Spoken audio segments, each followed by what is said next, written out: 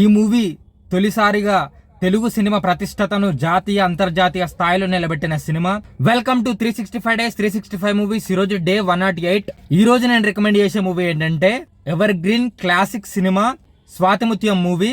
Acted by Kamal Haasan గారు, రాధిక గారు, directed by కళా తపస్వి శ్రీ కె విశ్వనాథ్ గారు, మ్యూజిక్ కంపోజ్డ్ బై ఇళయరాజా గారు. ఈ సినిమా భావోద్వేగమైన మనసును తాకే కథ.